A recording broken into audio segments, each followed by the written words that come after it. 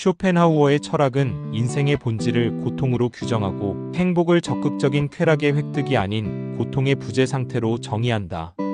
이러한 관점에서 인생의 목표는 행복을 추구하는 것이 아니라 필연적인 고통을 지혜롭게 관리하고 피하는 것이 되어야 한다.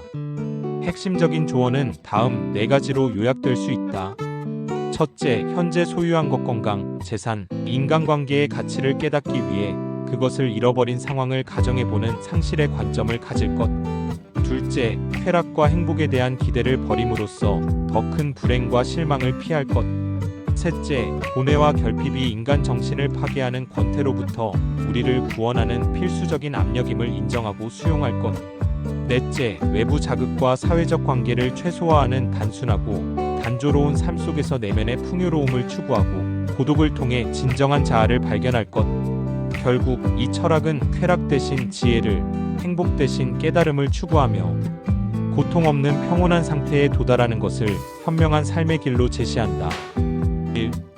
고통과 행복의 본질. 쇼펜하우어의 철학은 인간이 행복을 직접적으로 느끼는 것이 아니라 불행을 통해 비로소 과거의 행복을 인지한다는 역설에서 출발한다. 이는 쾌락과 고통에 대한 인간의 비대칭적 인식 방식에 기인한다. 행복의 역설 상실을 통한 가치인식. 인간은 자신이 가진 것의 소중함을 평소에는 느끼지 못하며 그것을 상실했을 때 비로소 그 가치를 깨닫는다. 건강, 젊음, 자유와 같은 인생의 중요한 가치들은 그것을 누리는 동안에는 당연하게 여겨지지만 질병, 노화, 구속과 같은 불행이 닥쳐야만 소중함을 절감하게 된다. 인간은 행복할 때는 자신이 행복하다는 것을 느끼지 못하지만 불행해져야 그때가 행복했다는 것을 깨닫는다. 그렇다면 내게 현재의 행복이란 없고 행복은 과거의 기억으로만 존재한다는 얘기다. 이러한 통찰은 불행과 고통이 행복을 느끼기 위한 필수 조건임을 시사한다.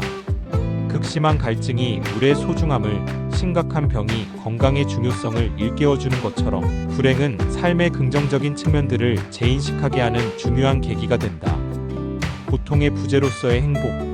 아리스토텔레스의 말을 인용하여 현명한 사람은 쾌락을 추구하는 대신 고통이 없는 상태를 지향한다고 설명한다. 인간의 의식은 긍정적인 상태 건강, 평온보다 부정적인 상태 통증, 불만에 훨씬 민감하게 반응한다. 작은 가시 하나가 몸 전체의 건강함을 잊게 만들고 사소한 불만 하나가 전반적인 사업의 순조로움을 무시하게 만드는 것이 그 예이다. 현명한 사람이 원하는 것은 쾌락이 아니라 고통이 없는 상태이다. 아리스토텔레스, 니코마코스 윤리학. 따라서 행복하게 산다는 것은 가능한 한 괴롭지 않게 간신히 견디면서 산다는 의미이며 인생은 쾌락을 누리는 과정이 아니라 괴로움을 견디는 수련의 과정으로 보아야 한다. 쾌락의 함정과 권태의 위협. 쾌락은 일시적이며 습관이 되면 그 감흥을 잃게 된다. 쾌락의 습관마저 중단되면 오히려 괴로움만 남게 된다. 반면 모든 욕망이 충족되고 아무런 고뇌나 할 일이 없는 상태는 인간을 권태에 빠뜨려 스스로를 파멸로 이끈다. 인간의 정신도 고뇌라는 압력이 없어지면 파괴된다. 배가 항해하려면 압력을 가하는 물체가 필요한 것처럼 인간에게도 육체나 정신의 고뇌라는 압력이 반드시 필요한 법이다. 따라서 노동, 가난, 정신적 고뇌 등 우리가 피하고 싶어하는 것들은 사실상 권태라는 파멸로부터 인간을 지켜주는 필수적인 가압장치이다. 욕망 관리와 기대치 조절. 고통이 삶의 본질이라면 현명한 삶의 태도는 욕망을 최소화하고 삶에 대한 기대치를 낮춤으로써 불필요한 괴로움을 피하는 데 초점을 맞춘다. 상실의 과정을 통한 현재의 긍정. 갖지 못한 것을 욕망하며 괴로워하기보다 현재 가진 것을 잃었다고 가정해봄으로써 그것의 소중함을 깨달아야 한다. 방법 타인의 좋은 집을 부러워하는 대신 나의 이 집마저 없다면 어디서 살았을까? 라고 생각한다. 효과 일을 통해 재산을 낭비하지 않고 건강을 더 소중히 여기며 주변 사람들에게 더 잘 대하게 되어 잠재적인 갈등을 예방할 수 있다. 후회로부터의 해방. 과거의 실패나 잘못된 선택에 대해 후회하는 것은 스스로 자신을 고문하는 짓이다. 최선을 다했다면 결과에 승복하고 깨끗이 잊어야 한다. 이스라엘의 다비드 왕은 아들이 죽기 전까지는 간절히 기도했지만 죽은 후에는 조금도 슬픔에 잠기지 않고 기분을 전환했다. 체념이 어려운 사람일지라도 인생에는 숙명적으로 피할 수 없는 운명이 있음을 이성적으로 인정해야 한다. 행복 추구의 포기. 행복과 쾌락에 대한 기대를 버리는 것이 역설적으로 큰 불행을 피하는 가장 확실한 방법이다.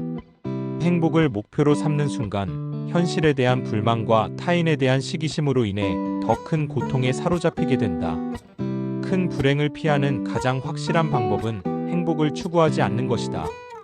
프랑스 속담 더 좋은 것은 좋은 것의 적이다처럼 현재의 만족을 무시하고 더 나은 것을 추구하는 욕심 자체가 불행의 근원이다. 부귀영화, 명예, 권력 등 모든 불행은 과도한 욕심에서 비롯된다. 3. 인생에 대한 관점 전쟁, 허무 그리고 수용. 쇼펜하우어는 인생을 낭만적인 여정이 아닌 냉정한 현실로 직시할 것을 요구한다. 인생은 고통과의 투쟁이며 그 끝에는 허무가 기다리고 있음을 자각해야 한다. 인생은 고통과의 끝없는 전쟁. 평화나 행복은 고통과의 싸움 속에서 우연히 얻게 되는 잠시 동안의 휴식에 불과하다. 인간은 언제 닥칠지 모르는 질병, 재난, 슬픔의 위기 앞에 놓여 있으며 지속적인 투쟁과 도전이 요구된다. 인생이란 휴전없는 고통과의 끝없는 전쟁의 계속이며 행복이나 만족을 느끼는 시간은 극히 순식간에 불과하다. 또한 자기보다 더 비참한 사람의 병원의 중환자를 보는 것은 현재 자신이 누리는 상태가 얼마나 다행스러운지를 깨닫게 하는 위안이 될 수 있다. 허무의 자각과 삶의 가치. 인생은 태어나는 순간 죽음을 선고받은 죄수와 같다. 젊은 시절 탐닉했던 사랑, 우정, 성공, 명예 등은 나이가 들면서 결국 허망한 것임이 드러난다. 우리가 그처럼 찬란한 금빛 미래와 희망을 갖고 살면서도 삶에 대해 끝내는 절망하고 무엇인가 심하게 속았다고 느끼는 이유는 무엇인가? 그것은 우리들의 인생이라는 공연 기간이 너무 짧기 때문이다. 그러나 인생이 단 한 번뿐이기에 그 가치가 있다. 만약 20만 300년을 산다면 다음 세대의 삶을 반복해서 지켜보는 실증나는 구경꾼이 될 뿐이다. 속더라도 기쁘고 슬프더라도 단 한 번으로 족하기에 인생은 의미를 지닌다. 야망의 어리석음과 현실적 통찰. 젊은 시절의 거창한 야망과 계획은 불행을 매복시키는 일과 같다. 대부분의 야망은 실패로 끝나며 설령 성공하더라도 너무 늦게 이루어져 그 결실을 누릴 열정이 소진되었거나 시대의 변화로 쓸모없어지는 경우가 많다.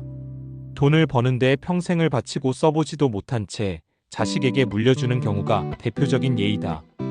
따라서 인생 초반에 노년기의 지혜를 예견하고 운명의 가르침을 따르는 것이 현명하다.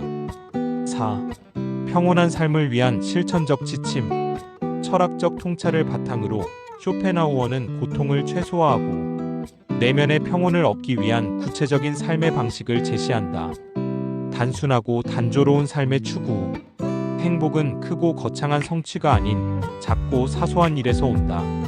행복의 원천 혼자 책 읽기, 음악 감상, 명상, 마당 쓸기 등 평범한 일상 그 자체. 시야와 행동 반경. 시야가 좁고 행동 범위가 좁을수록 욕망이 줄어들어 걱정과 불안이 감소한다. 인간관계가 넓어질수록 욕구의 접촉 범위가 커져 불행의 가능성도 함께 커진다. 행복의 조건. 예술가들이 행복을 묘사할 때 한적한 전원 풍경과 고요함을 그리는 것처럼 단조로움과 단순함이 행복의 기본 조건이다.